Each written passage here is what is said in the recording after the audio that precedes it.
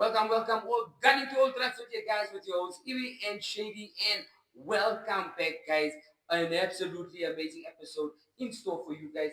We've got the best of the week. Eb, bring us in. Guys, we're back, Gunning To Old Trafford. We're trying to be consistent and we're coming in with some new content.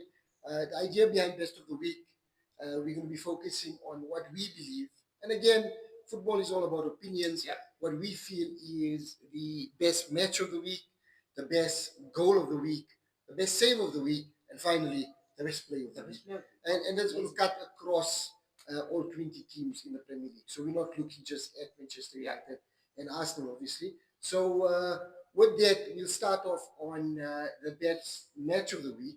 And Abdul, I think because this is a new segment, you bring us in your words, and really sweet and short, what do you think was for you the standout match of the week? Maybe there was a couple, but I need to save the best for last. And if you look at it, in my best match of the week is the Arsenal versus the Chelsea. I tell you why.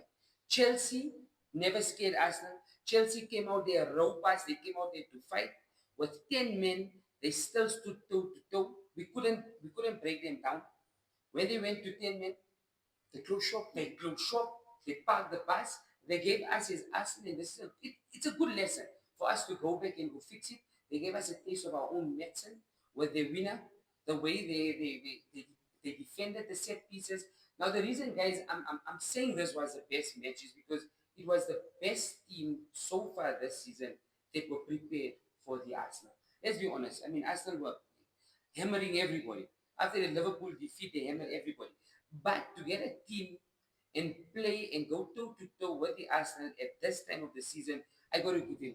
I mean, Give him the flowers. 8 out of 10. The way you guys defended, the way you guys played, the way you guys will stop Eze from playing. My game of the week, best for last is. I mean, there was a couple of good games. Man City, last minute winner, but Arsenal, the Chelsea, what a game. Technically, Chelsea got it right. Yeah, loved it. And I think, I mean, you kind of hit the nail on the head there with the way Chelsea kind of approached the game and how, and the stakes at risk for this game, right? I think that was kind of important. For me, Abdul, match of the week, I think it has to go to Sunderland, man. Everybody's kind of written Sunderland off coming into the season. Then they kind of put it down to, it's a bit of a bounce. That's why they're there. But they've been consistently good, except for when they play Manchester United. And, the reason why I chose their game as match of the week, I think we saw a different side of Sunderland this week where they had to show some resilience and come back. So they played, I think it was Brentford. Brentford, yes. If I'm not mistaken. Brentford, yes. Brentford went 2-0 up within the first couple And of you think it's curtains within the for first Sunderland, 30 minutes or so. 2-0 up. And from there, the Sunderland really kind of dug in, gave their all, and came away with the 3-2 win, man. So they kind of turned it around for a newly promoted team where everybody's kind of, thought you as a one-hit-one, a little bit of a, flesh in the pit. They're showing that, they have to compete and they can do it to the best of us. I was say aura from Granit Xhaka. He brings something out to them. Look here, Granit was amazing. I love it. He's a mentality monster.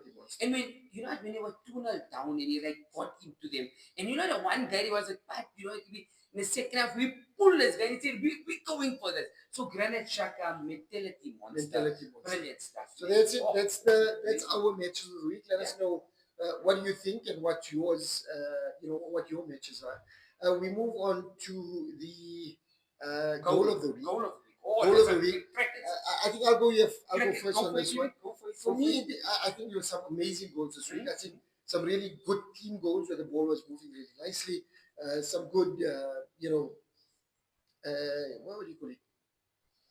Instinctive play. Some innovation. Some magic. Some Bruno magic. with the free kick as well. But for me, the standard goal has to go to Boubacar Kamara. Oh, yeah. From Aston Villa. This guy I mean, is reading my mind. What a hit. What a hit. And he's a defender. And to hit it as clean as he did, Crazy. to get it to the top corner, I mean, it was sensational. It was amazing. Ibrahim, they were 1-0, Aston Villa were 1-0 up. And when that goal hit the back of the net, and this is also why it's my goal of the week, guys. it deflated. You know when you see a team deflated because they never expected. They never expected to come from you. They never expected to hit it and to fly right in the back of the net. There was no coming back from both after that. No, amazing. What a goal. It's Mbumoka. Mbumoka. Bubaka. Kamara. Oh, Mapa Abubakar. Mubaka Kamara. So But I what think a player, man. we are consensus here. The goal of the week for Gunning To Old Trafford is Bubakar Kamara from Aston Villa, number 44. What a finish. Brilliant stuff. Save of the week. Abdullah, I'll let you go first and then I'll Save jump of the week, also a lot. But there was one specific save, and I think you're going to agree with me. We 0-0. Chelsea's up against us, and David Raya makes a small mistake, but his recovery, man. Like I what a told save, you, man. this guy is Kind like of like hooked it back. He hooked it back. He was off. He was going to his left, and when as it ball's coming back, he changes direction. David Raya has been unstoppable this season for the past 2-3 seasons, and after getting so much of slack for buying him in being number 2 to Ramsdale, that save keeps us in the game. That save keeps us in the game. There was also one against, if I'm not mistaken, okay, I'll remember just now. But for me, save of the week, and you know what, guys, I'm talking so much about this Chelsea Arsenal because again, I'm still deflated. We wanted the win, but the way they were set up, man, was so unpredictable. And you know what, we found it very, very difficult. For David Raya, even oh yeah, in my Mumish goalkeeper is Vicario. So I just dropped that one in. I just dropped that one in. So yeah, I mean, I think it's a fantastic save, and I think I was thinking along the same lines. Yeah. But I think from the same game, a kind of save that stands out for me was Sanchez when Martinelli takes a shot from outside the box, and it looks destined for the bottom left corner of the goal. Sanchez is going one way, and he kind of changes body direction and stops the ball dead on the line. Brilliant. And I think had that ball gone in, because I think it's just after Chelsea get it's 1-1. and Chelsea's got the red card. And I think if they score that, I think the game's over, and I think Arsenal kind you of know, I actually forgot about that. Ibrahim, your eye. What a save, man. Ibrahim Chunara's got a distinctive eye because let me tell you something, that ball's flying. And you know what was also brilliant about it, save? Is that normally at that power and that level and that position, you parry it, but you parry it in such a way that if there's an opposition player, he's going to put it in. Exactly. But he parries it so well that there's only about a meter between him and the recovery after that. He's able to get absolutely amazing. So brilliant stuff.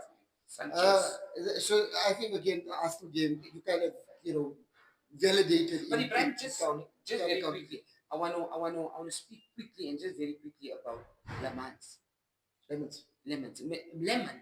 I say Lemons like in Lemons, but I like to say Lemons. Can you say Lemons? Yeah. It gives him a little bit of some not Lemons. Give me some Lemons, my man, Ibrahim.